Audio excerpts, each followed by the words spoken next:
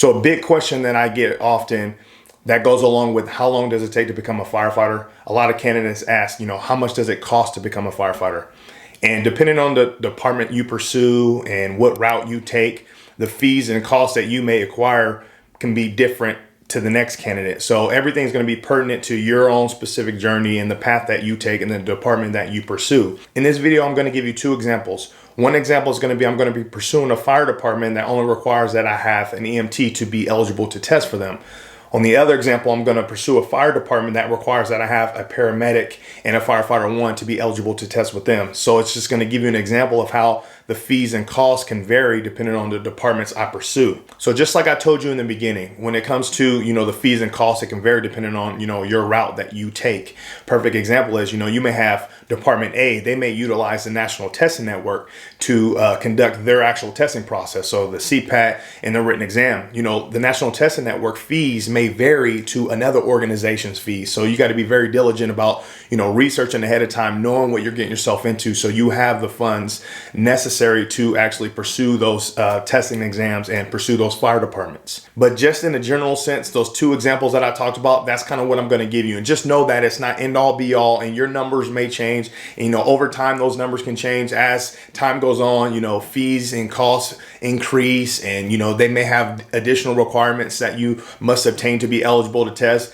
Just know that this is just a general and brief example so you can kind of have some guidance and insight to what is expected of you when it comes to testing for fire departments out there. So the first example that I'm going to cover is the Sun City Fire Department. So what I want to do is I want to go on the National Testing Network and see what requirements that I need to obtain to be eligible to test for the Sun City Fire Department. Looking through their information, I understand that I need an EMT. I got to have a written exam and a CPAT. So they utilize the National Testing Network for their CPAT, which can cost $145. The written exam can cost $55.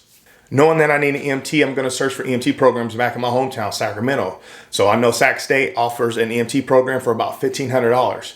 So after I complete that EMT program, I know that I need to take the National Registry, which can cost $98. So from the figures that I just threw up from the CPAT, the written exam, the EMT program, the National Registry, I'm looking at a range of about $1,800 plus just to be eligible to test for that organization. That's not including immunization records, drug screen costs, fingerprint clearance card costs, and additional fees that I may have to pay for just to be eligible to test for the Sun City Fire Department. So that was just an example of, if I was pursuing Sun City, they require me to have an EMT, what would the cost be for me to go through that process to be eligible to test for them? The second example I have for you is the Dinuba Fire Department, where they have a little bit more extensive process of eligibility requirements to be able to test for them. So they require that you have a paramedic and a Fire 1 certification to be eligible to test within that organization. So looking into further research about the Dinuba Fire Department, I'm going to go to the FCTC and I'm going to figure out what I need to be eligible to test for them. I understand that I got to have a CPAT, a written exam, a Fire 1 certification, a paramedic certification, and I got to take the National Registry.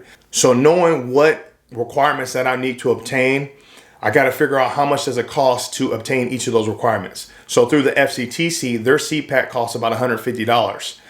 The written exam costs $50. Now I understand that Dinuba requires that I need to get a Fire 1 certification. So what I'm going to do is I'm going to go online and search for fire programs within my area. I understand that Sierra College has a Fire 1 program that costs about $3,500. Now I also need to obtain a paramedic license. So now that I have my EMT license already, I've already went through the National Registry, I need to find a paramedic program where I'm eligible to enroll into that program. I see that Sacramento State offers a paramedic program that costs about $14,600. So after I complete Sacramento State's paramedic program, I'm going to go on to take the National Registry for paramedics, which costs about $152.